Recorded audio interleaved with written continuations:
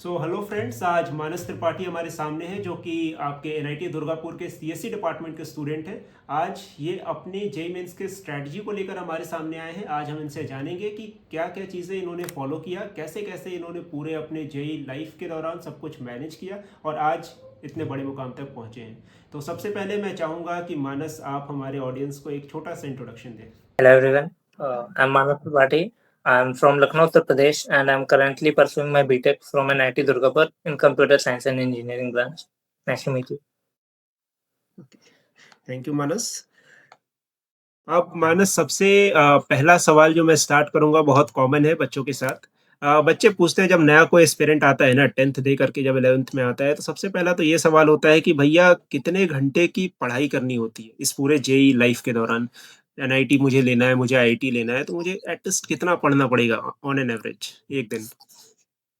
Sir, जब से मैंने सीरियसली प्रिपरेशन स्टार्ट की थी, तब मेरा मतलब थोड़ा सा टाइम वेरी करता था। एग्जैक्टली मतलब एक specific time amount of time मैं वो नहीं कर पाता था। जब मैं फोकस बनता था तो मैं 12 आवर्स के करीब करता था एंड मैं 8 आवर्स रखता था कि मिनिमम इतना मैं कर पाऊँ। अगेन मतलब अमाउंट ऑफ आवर्स स्पेंड से ज़्यादा ज़रूरी फिर फोकस हो जाता है कि आप कितने एफिशिएंसी के साथ उनको मतलब कि जितने घंटे आप पढ़ रहे हो उसमें कितना आउटपुट आप निकाल पा रहे हैं। बिल्कुल, तो यहाँ इम्पोर्टेंट ये है कि आप कितने घंटे एफिशिएंसी के साथ पढ़ पा रहे हैं, यानी कि क्या आउटपुट आ रहा है, ये इम्पोर्टेंट है। ये इम्पोर्टेंट नहीं है कितने घंटे पढ़ रहे हैं। यस तो सर। आपको इस बात का ध्यान रखना है। ओके मानस, दूसरा सवाल ये है कि एक जेई एस्पिरेंट का टाइम टेबल, और वो भी एक ऐसे जेई एस्पिरेंट का जो आज एक अच्छे कॉलेज के अंदर बैठा है, कैसा होता था? सुबह से उठ के इस रात को सोने से पहले तक कैसा होता था ये पूरा टाइम टेबल? सर मैं लाइब्रेरी में पढ़ता था। जब मैं अभी प्रिपेयर कर रहा था, तो मैं 2 स्लॉट्स में पढ़ता था। पहला स्लॉट 8 टू 2:30 के करीब था और फिर ब्रेक बीच में था और उसके बाद में 6 टू 10:30 के करीब एक स्ट्रेच और करता था। तो शुरुआत में मैं फिज़िक्स, केमिस्ट्री, मैथ में से कोई 2 सब्जेक्ट पिक करता था और उनकी क्वेश्चन प्रैक्टिस करता था और थ्योरी रिवीजन। जो दूसरा स्ट्रेच था उसमें फर्स्ट आवर में जो बचा हुआ एक सब्जेक्ट था, उसकी थोड़ी लाइट क्वेश्चन प्रैक्टिस करता था और बाकी ऑर्गेनिक केमिस्ट्री को करता था क्योंकि मैं काफ़ी वीक था। अब टाइम टेबल वन्स अगेन सबका अलग-अलग होगा, मतलब आप अपने वीक सब्जेक्ट्स को ज़्यादा प्रेफ़रेंस देंगे। तो बिल्कुल, बिल्कुल, बिल्कुल। तो टाइम टेबल हर किसी का सेम नहीं होता, टाइम टेबल वैरी करता है। ये तब वैरी करेगा कि आपका कौन-सा सब्जेक्ट वीक है, कौन-सा स्ट्रॉन्ग है। डेफ़िनेटली जो आपका वीक होगा उसके लिए आपको ज़्यादा टाइम निकालना पड़ेगा और उस पे फ़ोकस रखना पड़ेगा। बिल्कुल। मेनली आप कोचिंग कर रहे थे या फिर स्कूलिंग में थे? जो मैंने अभी प्रिपरेशन की है वो मैं सेल्फ स्टडी से कर रहा था। I purchase an online batch for organic chemistry but that's all. Coaching मैंने इससे प्रीवियस ईयर में की थी। Okay, okay, okay. Current year में आई वाज़न्ट। बिल्कुल। आप यहाँ पे ड्रॉपर थे, राइट? Yes sir. बिल्कुल। तो इस बार पूरा ड्रॉप ईयर में आपने सेल्फ स्टडी किया, जो भी नोट्स आपके पास होंगे, आपने वो यूज़ किया होगा। Yes sir. बिल्कुल। तो मानस, नेक्स्ट सवाल ये आता है कि भैया पूरे जेई के दौरान 3 सब्जेक्ट होते हैं, फिजिक्स, केमिस्ट्री, मैथ्स। अब इन तीनों को कैसे मैनेज करना है? किसी का कोई स्ट्रॉन्ग होता है, कोई वीक होता है, तो दिन भर के अंदर क्या तीनों पढ़ना चाहिए या 2 सब्जेक्ट पढ़ें या 1 सब्जेक्ट ही अच्छे से पढ़े एक दिन में, अगले सब्जेक्ट को अगले दिन पढ़ा? कैसे पीसीएम को मैनेज किया आपने? ये मतलब ये आप किसी सब्जेक्ट को छोड़ नहीं सकते वन्स अगेन, मतलब एकदम ही नहीं छोड़ सकते। अपने स्ट्रॉन्ग को तो ऑफ कोर्स आपको कैरी करना ही है, वो आपका मेन मार्क्स आप उसी से ग्रैब कर रहे हैं। बट आप अगर एडवांस को टारगेट कर रहे हैं तो आप किसी सब्जेक्ट को कंप्लीटली लेफ्ट आउट नहीं कर सकते हैं। तो आपको थोड़ी बहुत प्रैक्टिस सब में करती रहनी पड़ती है। आप मतलब टाइम टेबल में अपना ये कर सकते हैं, जैसे मैं बता रहा था कि मैं 2 सब्जेक्ट शुरुआत के मतलब सुबह करता था, सुबह वाले उसमें और बचा हुआ 1 सब्जेक्ट उसमें। बट वेरी कर सकता है, अगर आप 2 सब्जेक्ट से वो हों, तो आप 2 सब्जेक्ट एक दिन में कीजिए और फिर 1 सब्जेक्ट को अल्टरनेट चलाइए। बट हाँ, आपके वीक में तीनों सब्जेक्ट का आपको मतलब थ्रू एंड थ्रू रिवीजन करना है। बिल्कुल, तीनों सब्जेक्ट का रिवीजन करना है और आपको एक बना लेना पड़ेगा वीक के पहले ही कि अगले वीक के दौरान आप कैसे-कैसे अपना पूरा ये तीनों मैनेज कर रहे हैं। यस सर, प्री प्लानिंग बहुत ज़रूरी होती है। बिल्कुल, बिल्कुल, प्री प्लानिंग ज़रूरी होती है। अब जो नेक्स्ट क्वेश्चन है मानस वो ये है कि भैया आपने कौन-कौन से रिसोर्सेज़, कौन-कौन सी डीपीपीज़, कहाँ से टेस्ट सीरीज़ ये सब कैसे कहाँ-कहाँ से लगाया? कौन-कौन से रिसोर्सेज़ आपने फॉलो किए एक बार वो बता दो? Okay sir. सर रिसोर्सेज़ जब मेरा प्रीवियस ईयर था तो मैं कोचिंग के रिसोर्सेज़ यूज़ कर रहा था, उन्होंने जो प्रोवाइड किए थे, उनकी डीपीपी जो मॉड्यूल्स जो थी। और जब मैं इस साल जब मैंने प्रिपेयर किया सेल्फ स्टडी की, तो मैंने टेस्ट सीरीज़ एक ली थी मैथॉनगो की। उसमें 30 मॉक टेस्ट थे, 15 जनवरी के लिए और 15 अप्रैल के लिए। तो मैं उससे मॉक टेस्ट करता था और ऑर्गेनिक के लिए मैंने पीडब्ल्यू का ऑनलाइन बैच लिया था, प्रयास 2025। बाकी मैं मोस्टली सेल्फ उससे मतलब नोट्स से जो मैंने बनाए थे पिछले साल कोचिंग में, मैं उसके थ्रू कर रहा था। मैथ्स के लिए टेलीग्राम पे आपको कुछ कंटेंट मिल सकता है मतलब थोड़े फास्ट फॉरवर्ड बैचेज़ जो मतलब क्विकली आपका रिवीजन करा दें और क्वेश्चन प्रैक्टिस के लिए। बिल्कुल। बुक्स में क्या-क्या बताया आपने जैसे फिज़िक्स, केमिस्ट्री, मैथ्स के लिए? सर बुक्स मैंने पर्सनली फॉलो नहीं की है ओके, मतलब कोई मैंने बुक्स नहीं लगाई थी। Coaching materials was all that. Coaching material, बिल्कुल। तो यहाँ पे बहुत अच्छी बात कही है मानस भैया ने, उनका ये कहना है कि अगर आप किसी कोचिंग के अंदर एनरोल्ड हैं, तो आप कोचिंग की मटेरियल को फ़ॉलो करें, एक्सटर्नली किसी भी किताब को फ़ॉलो करने की ज़रूरत नहीं है, क्योंकि वो इनफ होता है। उसमें हर टाइप के क्वेश्चन्स होते हैं, हर तरह से समझाया जाता है, सॉल्व्ड एग्ज़ाम्पल्स हैं, लेवल 0, लेवल 1, लेवल 2 करके वहाँ बनाया होता है। आप 0 से लेकर के वहाँ एडवांस तक की प्रिपरेशन कर सकते हैं। तो आप उस पे ही रिलाई करें, बहुत ज़्यादा रिसोर्सेज़ फ़ॉलो करके फ़ायदा नहीं होता है। यहाँ पे ये देखा जाता है कि आपने जो कांसेप्ट सीखा, वो कितने डीप तक सीखा और वो कितने दिनों तक आपको याद रहता है। ये दोनों चीज़ें इम्पोर्टेंट हैं। Yes sir. मतलब कई बार होता है कि स्टूडेंट्स मतलब रिसोर्सेज में इतना हॉप करते हैं कि एक ही टॉपिक के मतलब बहुत सारे क्वेश्चन लगा लेंगे और कुछ टॉपिक हाँ, हाँ, कंप्लीटली उनके उड़ जाएँगे। तो ये थोड़ा ध्यान रखना बिल्कुल। होता हाँ, मतलब किसी टॉपिक के प्रेम में नहीं पड़ना है। अगर ऐसा है तो मतलब ठीक है, कुछ दिन पढ़ा, लेकिन बाकी सबको भी ध्यान में रख के चलना है, बैलेंस करके चलना है। ओके। तो मानस अगर मैं आपके 11th-12th वाले टाइम पे जाऊँ, तो उस टाइम पे आपका कोचिंग भी होगा, आपका स्कूल भी होगा, दोनों होगा। तो कैसे मैनेज करते थे कोचिंग को, स्कूल को और सेल्फ स्टडी को दिन भर के है। अंदर? सर कोचिंग और सेल्फ स्टडी को मैनेज करना तो सच में मैं खुद बहुत स्ट्रगल किया हूँ, तो इसमें मैं बहुत मतलब एफिशिएंट टिप्स नहीं दे पाऊँगा। मैं ट्राई किया था कि जो सर मुझे पढ़ा रहे हैं दिन में मैं घर पे आके वो रिवाइज़ करूँ, बट वही नहीं हो पाता है मतलब मुझसे नहीं हो पाया था, तो वन्स अगेन मुझे ड्रॉप लेना पड़ा था उसी वजह से। तो इसमें तो मैं बहुत मतलब नहीं रहा था एफिशिएंट दोनों को साथ में मैनेज करने के लिए। बिल्कुल।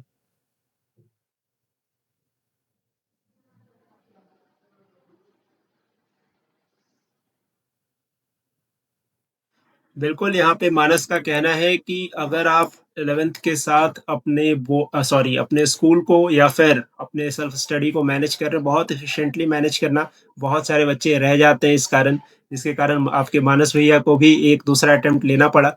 तो अगर जो बच्चे चाहते हैं कि 12th के साथ अपने बोर्ड्स और प्लस जेईई दोनों को अच्छे से दें, बहुत अच्छी प्लानिंग करना। हमने कुछ इसके ऊपर वीडियोज़ भी लाने जा रहे हैं कि 12th के साथ अपने बोर्ड को कैसे मैनेज करें। आप इसे देखना, जेईई के साथ अपने बोर्ड को कैसे मैनेज करें, ये बहुत अच्छी वीडियोज़ आने जा रही है हमारे चैनल के ऊपर। आप इसे देख सकते हैं और इसे फ़ॉलो कर सकते हैं। तो मानस नेक्स्ट क्वेश्चन है कि भैया बहुत बड़ा सिलेबस है, 11th का पार्ट है, 12th का पार्ट है। अब इसे रिवीज़न कैसे करना है? पुरानी चीज़ों को कैसे रिवाइज़ करते चलें? क्योंकि बहुत बड़ा सिलेबस है। Yes sir. रिवीज़न की क्या स्ट्रैटेजी है आपकी?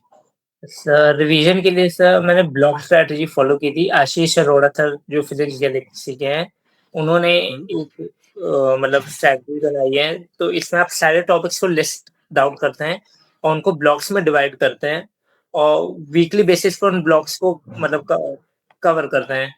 रो वाइज़ होता है कि इस वीक में आपको ये कवर कर लेना है। ये टॉपिक्स तीनों साइमल्टेनियसली चलते हैं, फिजिक्स, केमिस्ट्री, मैथ। तो मैंने उसी का यूज़ किया था रिवीजन के लिए, जितनी बार भी मैं रिवाइज़ किया हूँ, मैं उसी से रिवाइज़ किया हूँ। बिल्कुल। तो मानस ने रिवीजन के लिए एक पर्टिकुलर स्ट्रेटजी फॉलो की है जो कि आशीष अरोरा सर की है। बहुत अच्छी स्ट्रेटजी है, बहुत सारे बच्चे, उनके स्टूडेंट्स उसे फॉलो करके आज इंडिया के टॉप आईआईटीज़ एनआईटीज़ के अंदर है। मानस भी उनमें से एक है। तो आप चाहें तो उन स्ट्रेटजीज़ को भी फॉलो कर सकते हैं। मैं एक लिंक आपको दे दूँगा। बहुत अच्छी स्ट्रेटजी है, बहुत सारे बच्चों ने फॉलो की है अपने-अपने टाइम पे। आप फॉलो कर सकते हैं। एक और चीज़ मैं हुँ, ऐड करना चाहूँगा मैं रिवीजन मोस्टली क्वेश्चन के थ्रू करता था। मतलब हुँ, बार-बार आप थ्योरी को नहीं कर सकते, ओवर टाइम कंज्यूमिंग हो जाता है। तो मोस्ट ऑफ द रिवीजन जो मैं करता था, वो मैं क्वेश्चन प्रैक्टिस के थ्रू होता था, टाइम बाउंड क्वेश्चन प्रैक्टिस। तो बिल्कुल। Time bound question practice. सुन रहे होंगे आप, टाइम बाउंड क्वेश्चन प्रैक्टिस यहाँ पे मानस ने बताया है। आप एक टाइम फ्रेम लगाएँगे, 15 मिनट लिया, एक कैलकुलस का सवाल उठाया, सॉल्व करने का कोशिश करेंगे। अगर बहुत ज़्यादा भी टाइम नहीं देना है, ऐसा भी नहीं है कि दिन भर लेके बैठे हुए नहीं भी बन रहा है तो, थोड़ा-सा आप हिंट देख कर के फिर उसे कर सकते हैं। लेकिन ये याद रखना कि 10 दिनों बाद अगर फिर से करें, तो वो फिर अपने आप से हो जाए। Okay, okay. अब मानो सबसे बड़ी समस्या जो अभी आ रही है बच्चों के सामने वो है भैया बैकलॉग कैसे क्लियर करें? बैकलॉग हो चुका है, 11th का बैकलॉग है, 12th में जो जनवरी फ़ेब में पढ़ाया गया था उसका बैकलॉग है। एग्ज़ाम में अब मैं आपको बता दूँ कि इस साल अब 100 दिन बचे हैं बच्चों के पास ओवरऑल, बैकलॉग्स हैं उनके पास। अब ये बैकलॉग से कैसे निपटें अब? क्या स्ट्रैटेजी थी आपकी बैकलॉग की? बैकलॉग मैं ट्राई किया हूँ पर्सनली कि मैं बनाऊँ ही ना और सारे टीचर्स जितने भी मतलब पढ़ा रहे होंगे वो ये रिकमेंड करेंगे कि बैकलॉग का सबसे बेहतरीन तरीका जो टैकल करने का है कि आप बैकलॉग बनने ना दें। और बैकलॉग अगर बनता है बाय चांस किसी भी उससे तो आपके एंड पे बना है तो आप क्लियर वे से मतलब एक्स्ट्रा एफर्ट डाल के आपको करना पड़ेगा। आपको बाकी चीज़ों से मतलब कट डाउन करना पड़ेगा टाइम अपनी मतलब फन एक्टिविटीज़ से थोड़ा ये तो आप करंट वाला नहीं छोड़ सकते किसी भी हालत में मतलब जो साथ में चल रहा है नहीं तो फिर वो एक चेन बन जाती है। कि आप बैकलॉग करने के लिए आप करंट वाला छोड़ रहे हैं फिर आपका करंट वाला बैकलॉग बन जा रहा है। तो आपको बाकी चीज़ों से टाइम कट करके आपको बैकलॉग बनाना पड़ेगा। मेरे फर्स्ट ईयर ऑफ प्रिपरेशन मतलब जब मैं फर्स्ट टाइम प्रिपेयर कर रहा था, तो उसमें मैं बैकलॉग बना था और फिर वो मतलब काफ़ी ज़्यादा दिक्कत हुई थी मुझे आखिरी तक। बिल्कुल, बिल्कुल, बिल्कुल। तो यहाँ पे मानस का ये कहना है सबसे पहले तो ट्राई करो बैकलॉग ना बने, ठीक है? अगर नहीं बनता है तो वो बेस्ट होगा आपके लिए, फिर उससे बेस्ट और कुछ नहीं है। अगर बैकलॉग आता भी है, तो बैकलॉग को ऐसा कोशिश करो कि दिन के अंदर कुछ आवर्स देकर उसे जल्दी से जल्दी सेटल करें। उसको बाद के लिए मत रखो कि जब एग्ज़ाम पास आ जाएगा तो पुराने वाले रिवाइज़ कर लूँगा, नहीं। हर दिन थोड़ा-थोड़ा टाइम कट करके जैसा मानस ने बताया कुछ फन एक्टिविटीज़ से या कुछ ऐसे एंटरटेनमेंट की एक्टिविटीज़ जो आप रोज़ करते हो, लेकिन अब तो जेईई से बड़ी कुछ नहीं है ना, जेईई आपके सामने, अब आपको उन एक्टिविटीज़ में से थोड़ा टाइम कट करके इन पे दे दो, क्लियर हो जाएगा, 1 से डेढ़ महीने के अंदर क्लियर हो जाएगा। हमने इसके ऊपर एक स्ट्रैटेजी वीडियो भी लेकर आई है, बैकलॉग कैसे क्लियर करें, आप यहाँ पे चेक कर सकते हैं। तो ये हो गई आपकी बैकलॉग की स्ट्रैटेजी और मेनली एक बड़ी बात और बताइए कि पुराने बैकलॉग क्लियर करते भर में ऐसा मत देखना कि अभी जो पढ़ रहे हैं वो छूट जाए। अभी जो कर रहे हैं वो तो अच्छे से होना ही चाहिए, उसमें कोई बैकलॉग ना आए। बिल्कुल। तो मानस जैसा हमने बताया कि अब 100 दिन बचे हैं जेईई मेंस 2026 को। अब पिछले साल भी इस महीने के दौरान क्योंकि पिछले साल भी करीब 25 से 28 अक्टूबर को आपका आया था जेईई मेंस का डेट, रजिस्ट्रेशन डेट। तो इस दौरान इसी फ़ेज़ में पिछले साल क्या आप सोच रहे थे? अब 100 दिन मेरे पास है, तो अब कैसे-कैसे अपनी प्रिपरेशन को मुझे सॉलिडिफ़ाई करना है, कैसे शेप देना है? क्या स्ट्रैटेजी होनी चाहिए लास्ट 100 डेज़ की? अ, लास्ट 100 डेज़ में वापस से वही रिवीजन के लिए मैं ब्लॉक स्ट्रैटेजी यूज़ कर रहा था, तो वो मतलब वैसे तो वो 45 डेज़ की है, तो मैंने सोचा था मैं 2 बार गो थ्रू करूँगा उस स्ट्रैटेजी को। मैं 1.5 टाइम्स कर पाया था, तब तक एग्ज़ाम काफ़ी पास आ गया था। हुँ, तो हुँ। मेनली मैं मॉक टेस्ट देना शुरू कर दिया था इस टाइम के अराउंड क्योंकि सिलेबस हो जाता है, मैं ड्रॉप ईयर में था ऑफ कोर्स तो मैं सिलेबस काफ़ी हद तक हो चुका था, तो बाकी मैं ऑर्गेनिक का सिलेबस साइड बाय साइड कर रहा था और रिवीजन कर रहा था और मॉक टेस्ट देके एनालाइज़ कर रहा था उनको। बिल्कुल, अभी तक आपका सिलेबस कंप्लीट हो चुका था, आप बस मॉक टेस्ट दे रहे हैं और उसे एनालाइज़ कर रहे हैं। और मतलब कुछ टॉपिक माइक्रो टॉपिक्स जैसे जो बच जाते हैं गैल्वेनोमीटर और ये सब जो हम्म। मतलब इंस्ट्रूमेंट्स, इलेक्ट्रिकल इंस्ट्रूमेंट फिजिक्स में, और तो वो सारे टॉपिक्स मैं साइड बाय साइड थोड़े बहुत कवर कर ले रहा था। But that was I stopped covering any new topics before 1 month. बिल्कुल बिल्कुल। तो मतलब 1 महीने पहले सब कुछ, मतलब जो अच्छी स्ट्रैटेजी है या जो अच्छे बच्चे हैं उनका तो यही होता है। अभी तक उनका चैप्टर कंप्लीट हो चुका है। अब वो सिर्फ और सिर्फ क्वेश्चंस के ऊपर प्रैक्टिस कर रहे हैं, उन्हें एनालाइज कर रहे हैं। कहीं अगर दिक्कत आ रही है, कुछ चीज़ें अगर रिकॉल नहीं हो पा रही हैं, तो नोट्स ओपन कर रहे हैं, उसे देख रहे हैं। तो ये स्ट्रैटेजी आपकी थी लास्ट 100 डेज में। अब देखो यार, अब बात आती है मॉक टेस्ट की, कि भैया आपने मॉक टेस्ट कहाँ से लगाया, कैसे मॉक टेस्ट को लगाना है, क्या अभी राइट टाइम है मॉक टेस्ट को लगाने का, कैसे मॉक टेस्ट को एनालाइज करना है। ये 4 सवाल हैं, चारों लिंक्ड है एक दूसरे से। एक बार इसके ऊपर बता दो। मॉक टेस्ट सर, मैं पर्सनली अगर मैं बोलूँ तो सबसे इम्पोर्टेंट और सबसे इंस्ट्रूमेंटल जो मेरी प्रिपरेशन के दौरान रोल प्ले किया है, वो मॉक टेस्ट ने किया है। अ, मतलब मॉक टेस्ट से आपको मतलब काफ़ी क्लैरिटी मिलती है कि आप गलतियाँ कर कहाँ रहे हैं, आप असली में लैग कहाँ कर रहे हैं, आपके कौन से टॉपिक वीक हैं या आपकी पेपर अटेम्प्टिंग स्ट्रैटेजी वीक है। तो मैं मेनली मॉक टेस्ट के थ्रू ये सब लर्न किया था। मैं मैथोंगो की टेस्ट सीरीज़ परचेज़ किया था उसके लिए, मॉक टेस्ट के लिए, और उन्हीं का शेड्यूल फ़ॉलो करता था। मतलब वीक में 2 रफ़ली होते हैं उनके मॉक टेस्ट, और एंड में फिर वो फ्री हैंड दे देते हैं कि आपको जब अटेम्प्ट करना है तब कीजिए। तो मैं मॉक टेस्ट वो करता था, और मॉक टेस्ट देने से ज़्यादा ज़रूरी फिर हो जाता है कि इसको आप इसका एनालिसिस आप कैसे करते हैं? आप मॉक टेस्ट से टेकअवे क्या लेते हैं? तो ये दूसरा वो था कि मैंने एक सेपरेट कॉपी बनाई थी इसके लिए, मॉक टेस्ट के लिए। हर मॉक टेस्ट में कितने-कितने नंबर आए, क्या-क्या सिली मिस्टेक की मैंने, जो क्वेश्चंस मतलब इम्पोर्टेंट थे उनको मैं नोट डाउन कर लेता था कि इस मॉक टेस्ट में ये क्वेश्चन इम्पोर्टेंट था, और जो नए टॉपिक सीखे थे उनको नोट डाउन कर लेता था। तो लास्ट जब 2 हफ्ते के करीब बचता था, तो इन मॉक नोट्स मतलब मॉक एनालिसिस के जो नोट्स हैं, इनको अगर आप गो थ्रू करते हैं तो काफ़ी अच्छा रिवीजन हो जाता है। बिल्कुल। तो आप किसी भी पर्टिकुलर किसी एक मॉक टेस्ट को फॉलो कर सकते हैं, लेकिन जिसे भी फॉलो करना उसमें 2 बातों का ध्यान रखना, कि एक तो रिलीजियसली दे रहे हैं, ऐसा नहीं कि कहीं से चीट करके दे दिया, मार्क्स लाने के लिए दे दिया, क्योंकि ये मैटर नहीं करता है। आपको अब यहाँ पे सोचना पड़ेगा कि अब ये लास्ट फेज है, यहाँ पर जो मार्क्स आ रहे हैं वही कहीं न कहीं मार्क्स आपके जेईई मेंस के पेपर में आने वाले हैं।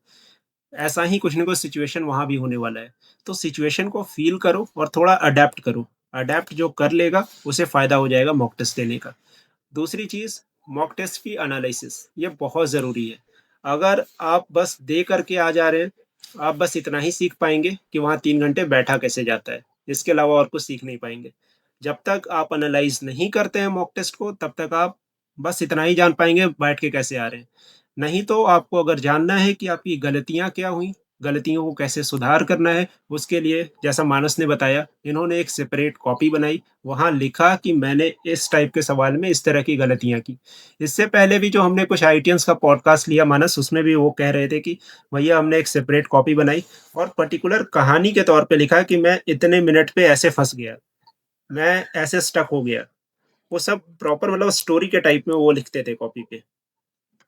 तो ये स्ट्रैटेजी होती है, ये कुछ ऐसी चीज़ें हैं जो नहीं आपको पता चलेंगी। आज मानस हमारे सामने है इसलिए पता चल पा रहा है, तो बहुत अच्छी चीज़ है। अच्छे से उसको फ्रेम करो और उसे हमेशा देखो कि कौन-कौन सी गलतियाँ हुई, और अगली बार जब मॉक टेस्ट दे रहे हैं तो क्या वो हट गई या अभी भी है, इसको भी देखना है।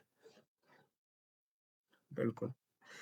अब मानस थोड़ा-सा एकेडमिक से हटते हैं, एक सवाल है और हो सकता है ये लास्ट हो। मेनली भैया पूरे इस जेईई जर्नी के दौरान जो कि 2 साल की है, कुछ बच्चों की 3 सालों की है, जो डबल ड्रॉप लेते हैं उनकी 4 सालों की भी हो जाती है। तो इस पूरे जेईई जर्नी में मोटिवेटेड कैसे रहना, बहुत इम्पोर्टेंट है। कई बार ऐसा आता है कि बैकलॉग आ जाते हैं, तैयारियों कुछ समझ में नहीं आता है एक टाइम के बाद। टीचर्स भी धीरे-धीरे जहाँ आप कोचिंग जा रहे हैं, कुछ समय के बाद थोड़ा-सा डाउन फेज आ जाता है। तो शुरुआत में तो सब कुछ बहुत अच्छे से स्टार्ट होता है, धूम-धाम से शुरू होता है, लेकिन बीच में रुक जाता है। तो उस दौरान कैसे मोटिवेटेड रहना है पूरे जर्नी में? सर, मैं बताऊँ तो I learned it the hard way कि मोटिवेशन बहुत ही खराब फ्यूल है। अगर आप अपनी प्रिपरेशन को इस पे कैरी कर रहे हैं, तो आप मतलब बहुत मुश्किल है कि 2 साल तक कोई इंसान मोटिवेटेड नहीं रह सकता है। मतलब का इतना मोटिवेशन नहीं आता है।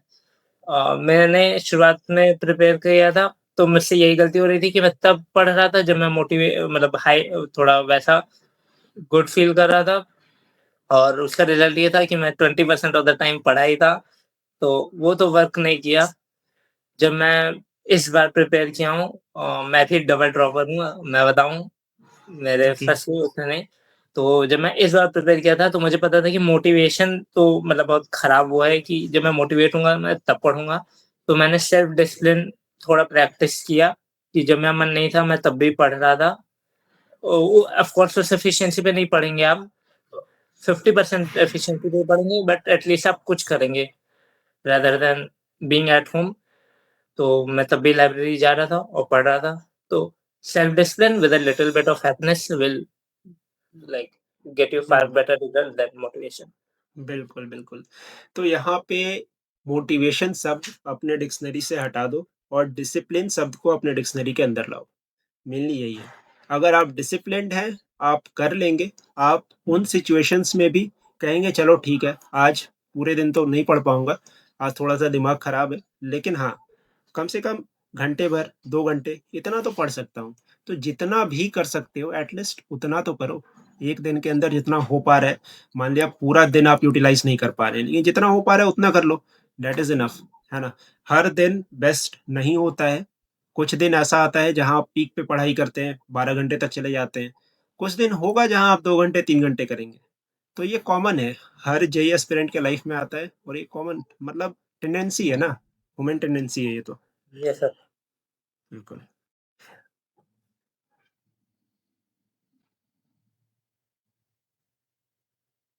मानस, अगले जो 2 सवाल हैं हमारे आखिरी सवाल हैं ये मेनली आपके एग्ज़ाम डे से रिलेटेड है। मतलब अब जब आप एग्ज़ाम लिखने जा रहे हैं, उस समय की है। तो इसमें पहला सवाल तो ये है कि मान के चलें कि जेईई मेन्स का जनवरी अटेम्प्ट का पेपर होने वाला है, तो उससे 1 वीक पहले एक टॉपर स्ट्रैटेजी क्या होती है? कैसे वो सोचते हैं, कैसे अपना शेड्यूल रखते हैं, कैसे मैनेज करते हैं लास्ट 1 वीक को? लास्ट 1 वीक में मेनली आप रिविज़न ही कर रहे होते हैं जितना आपने पढ़ लिया है, आप नई चीज़ें नहीं पढ़ रहे होते हैं। तो ये मैं आइडियल सिचुएशन बता रहा हूँ। कई बार कुछ कुछ बहुत छोटे टॉपिक्स रह जाते हैं तो आप उनको कवर कर सकते हैं, बट बहुत वैसे केसेज़ में अगर वो बहुत ही स्कोरिंग है तब, तो वो आप करते हैं वन्स अगेन मॉक एनालिसिस जो आपने किया है, आप उसको गो थ्रू कर सकते हैं। जो क्वेश्चन आपने उसमें नोट डाउन किए हैं, जिनमें आप बार-बार फँस रहे थे, आप उनको देख सकते हैं और फ़ॉर्मूला शीट्स और लाइक फ्लैश कार्ड्स हम लोग बना के डेस्क पे चिपकाते हैं, आप उनको गो थ्रू कर सकते हैं। इसमें प्रिपरेशन से ज़्यादा अब इम्पोर्टेंस आ जाती है कि आप क्या माइंडसेट लेके जाते हैं पेपर में। तो इसमें आपको मतलब कॉन्फिडेंट फ़ील करना होता है, अपने आप को मतलब थोड़ा-सा यहाँ पे मोटिवेशन का रोल आ जाता है कि आप थोड़े से कॉन्फिडेंट हों और आप अपने आप को बताएँ कि you can do it, you have prepared well and you can do it. बिल्कुल। लास्ट 1 वीक में अच्छा खाना खाओ, अच्छी नींद लो, बहुत ज़्यादा स्ट्रेस में नहीं आना है, तैयारियाँ हो चुकी हैं, बहुत ज़्यादा आप कर नहीं पाएँगे आप लास्ट वीक के अंदर। हाँ, जो आपके रिवीज़न वाले पार्ट्स हैं, मेनली याद करने वाले पार्ट, जो कि मेनली केमिस्ट्री के इनऑर्गेनिक, ऑर्गेनिक पोर्शन का होता है, आप उसे आराम से जो आपने शीट बनाई, जैसे इन्होंने बताया चीट शीट बनाई या कहीं पे आपने कुछ नोट्स बनाए होंगे, स्टिकी नोट्स बनाए होंगे, आप उन्हें एक बार बस गो थ्रू करो, सारी चीज़ें बस एक बार रिफ्रेश हो जाएँ। कोई नए चैप्टर को पढ़ने का ज़रूरत नहीं है, पढ़ लिया आपने जो पढ़ना था और अब जो पढ़ेंगे, वो मेरी बात मानो लास्ट टाइम पे याद नहीं रहेगी अगर कोई नई चीज़ को पढ़ते हैं तो। क्योंकि वो आपके डेफ़िनिटली वो हाँ, वो कॉन्टेक्स्ट में नहीं कन्फ्यूज़न गया हो है। जा बिल्कुल, कन्फ्यूज़न हो जाएगा सो अलग, बता रहे हैं मानस। लास्ट टाइम सर जब आप पढ़ते हैं तो आपको एक तो अटैचमेंट हो जाता है कि आपने ये चीज़ पढ़ी है और एग्ज़ाम में से क्वेश्चन आ गया तो आप छोड़ेंगे नहीं, आपको लग जाएगा कि ये पढ़ा था, ये कैसे छोड़ दूँ? फिर वो आपका टाइम भी ले जाएगा और मोस्ट लाइकली वो गलत भी हो जाएगा क्योंकि आप में थोड़ा अंडरस्टैंडिंग नहीं है कि उसमें क्या लग रहा है। तो बिल्कुल, ये बिल्कुल। हमारी चीज़ें तो लास्ट टाइम में बस याद करने वाली चीज़ें करो, फ़ॉर्मूले को रिवाइज़ करो, अच्छी स्लीप साइकिल बनाओ और सबसे बड़ी चीज़ मानस भी ऐड करेंगे उस बात को मैं एक बार हिंट दे रहा हूँ कि जिस भी शिफ्ट के अंदर आपका पेपर होने वाला है, उस शिफ्ट में जगो और उसमें थोड़ा-सा एक्टिव मोड में रहो। डेफ़िनेटली बहुत इम्पोर्टेंट पॉइंट है। मॉक टेस्ट मैं जितने दिया हूँ मैं उसी टाइम पे देता था, जिस टाइम पे मतलब एक्चुअली में पेपर कंडक्ट किया जाता है। दोनों टाइम के लिए। शुरुआत में तो आपको नहीं पता रहता कि कब होगा, तो मैं अल्टरनेट साइकिल करता था कि एक मॉर्निंग में और एक इवनिंग वाले हाँ। उसमें देता था पेपर। जब आपकी एडमिट कार्ड तो आ जाती है तब आपको पता होता है कि आपको किस शिफ्ट में जाना है, तो आप फिर थोड़ा-सा उस शिफ्ट की तरफ शिफ्ट हो जाएँगे। चलो, जैसे तो लास्ट क्वेश्चन है मानस पूरे इस पॉडकास्ट का कि भैया अब एग्ज़ाम आ चुका है, कल सुबह मेरा पेपर है। मान के चले कि मुझे कहीं पे जाना है अपने आस-पास करीब 1.5-2 किलोमीटर की दूरी पे मेरा पेपर होने वाला है। अब मैं वहाँ पहुँच गया हूँ, अगले सेकंड मैं एंटर करूँगा एग्ज़ाम हॉल में। अब वहाँ एंटर करने से लेकर के जो 3 घंटे का पूरा पेपर होता है, उस दौरान अपने आप को फिज़िकली, मेंटली कैसे मैनेज करना है? कैसे स्ट्रैटेजी होगी पेपर को अटेम्प्ट करने की? एक बार इसको बता दो। सर जब आप एंटर करते हैं पहले तो मतलब अब आप एकदम फाइनल पे आ चुके हैं, आपने प्रिपेयर कर लिया है, आपने अच्छे से किया है तो यहाँ पे मतलब एक लंबी साँस लीजिए और छोड़िए, थोड़ी देर होल्ड करके और फिर स्माइल कीजिए और फिर कॉन्फिडेंटली बस अपने आप पे मतलब भरोसा रख के आप एग्ज़ाम हॉल में एंटर करेंगे। शुरुआत में जब आप जाते हैं तो आप डेस्क पे जब टाइमर होता है तो आप थोड़ी देर तक मेडिटेशन कर सकते हैं हेड डाउन करके। और एक बार गो थ्रू कर दीजिए कि आप पेपर मतलब अगर वैसा आया है कि आप पेपर अटेम्प्ट कैसे करेंगे। विजुअलाइज़ेशन होती है कि ये क्वेश्चन आया तो मैं इसको ऐसे-ऐसे टैकल करूँगा। आप थोड़ा जल्दी जाते हैं तो आपको टाइम मिलता है इतना ये करने का, तो आप कर सकते हैं। एक बार पेपर शुरू हो जाता है, तो फिर आपको पेपर के अकॉर्डिंग अडैप्ट करना है। 2 चीज़ें जो आपको ध्यान रखनी है कि पैनिक नहीं करना है।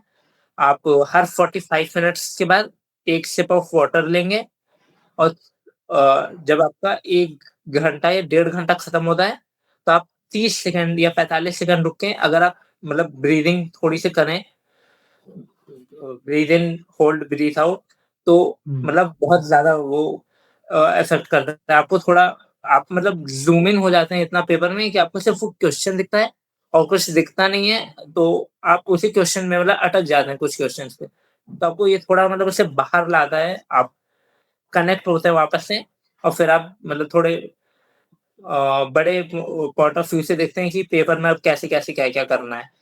रही बात पेपर अटेम्प्टिंग स्ट्रैटेजी की, तो मैं स्किम 5 रूल यूज़ करता था। तो इसमें आप 5 क्वेश्चन एक बार में देखते हैं और जो उसमें से आप कॉन्फिडेंटली कर पाते हैं, मतलब आप श्योर हैं कि ये एक बार में हो जाएगा विदिन अ मिनट और 2 आप उनको अटेम्प्ट करते हैं। बाकी आप मार्क फॉर रिव्यू या आप उसे कंप्लीटली स्किप कर देते हैं फॉर नाउ और ये आप पूरे पेपर के थ्रू करते हैं और उसके बाद आप कोशिश करते हैं कि आपके पास एटलीस्ट 25 मिनट्स के करीब बचे राउंड 2 के लिए।